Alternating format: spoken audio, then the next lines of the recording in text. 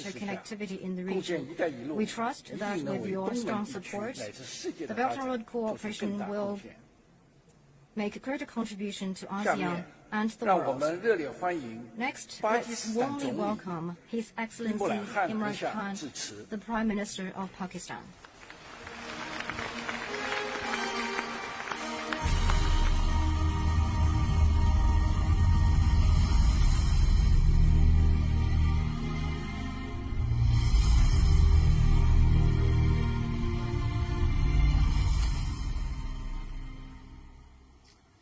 Bismillahirrahmanirrahim.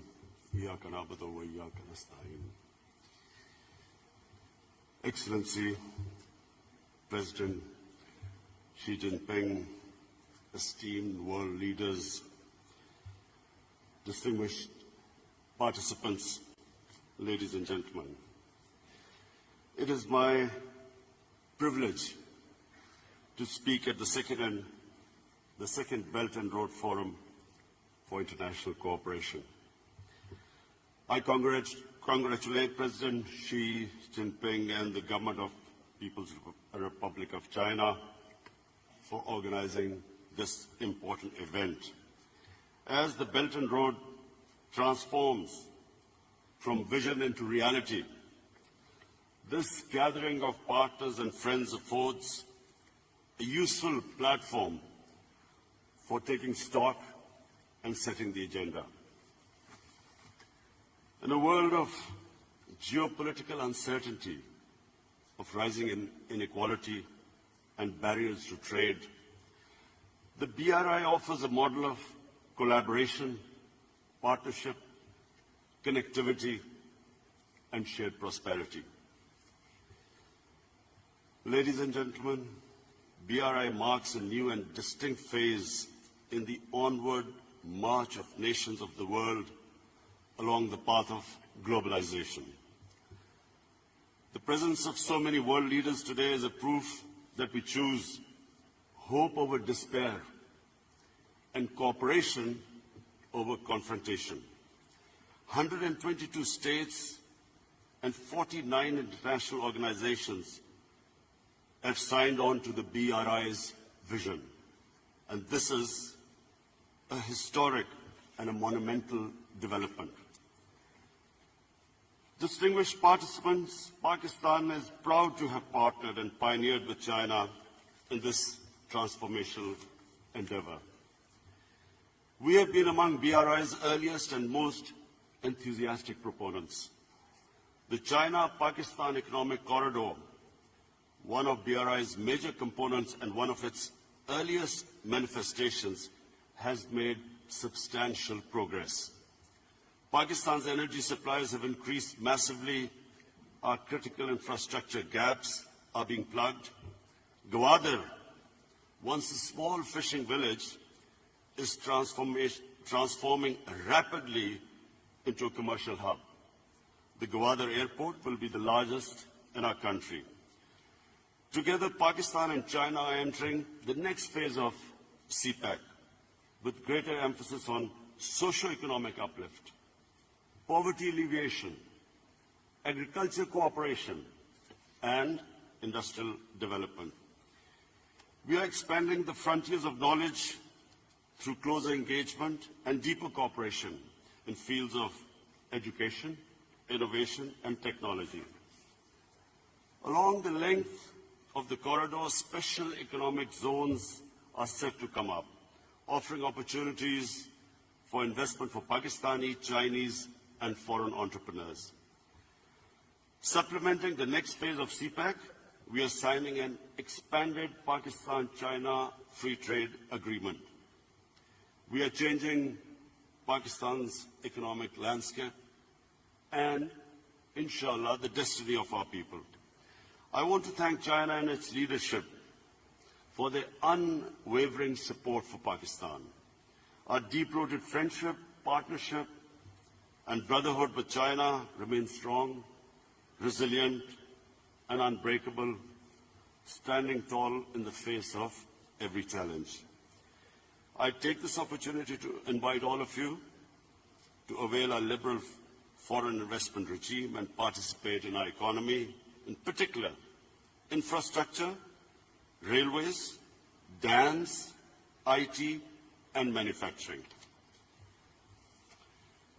Distinguished participants, as the Belt and Road Initiative takes a further concrete shape, I suggest we direct our efforts and focus on the peoples of our country and towards addressing impediments on the way to sustainable growth. Some of these points have already been touched on by President Xi in his opening speech, but I'd like to make 5 suggestions. Number 1, to undertake joint efforts to mitigate the adverse effects of climate change. The President of Chile has also elaborated on this. In our country, in the last 5 years, we successfully planted 5 billion trees in one of our provinces called KP. Now we have launched a nationwide project to plant 10 billion trees in the next 5 years. My suggestion to this forum is that there should be some joint project, an ambitious project of planting trees so that we can mitigate the effects of climate change on our coming generations. Secondly, establish a BRI tourism corridor to promote people-to-people contacts, intercultural understanding. Thirdly, and most importantly, establish an Office of Anti-Corruption Cooperation to combat the scourge of white-collar crime. And white-collar crime has devastated the developing world.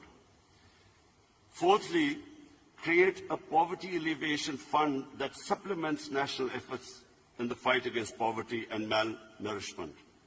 In Pakistan, we have recently launched a target poverty alleviation program called ISAS. The aim should be to emulate China's spectacular success in lifting 800 million people out of poverty within 3 decades.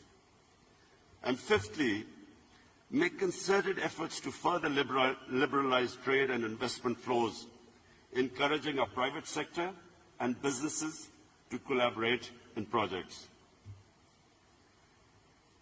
Distinguished participants, China's marvelous civilization has given the world wisdom, harmony, and prosperity. It has gifted to humanity great inventions, arts and aesthetics, and a culture of compassion and coexistence. And again, President Xi's references to the ocean and the rivers, I quote a Chinese proverb, "The ocean is vast because it rejects no rivers." Pakistan will continue to work on the basis of mutual respect and equal opportunity with China and other BRI partners for a better future of our people. Pakistan will partner all those who share the vision of a peaceful and prosperous world.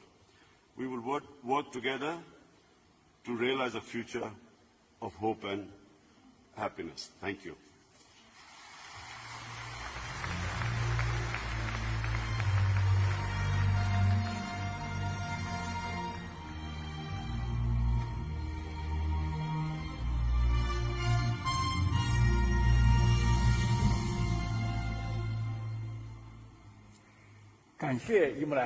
Thank you, Prime Minister Imran Khan, for your speech. Pakistan is an important cooperating partner in the Belt and Road Initiative. The CPEC has reaped fruitful results, and it promoted economic and social development in the country, play an exemplary role in international Belt and Road cooperation.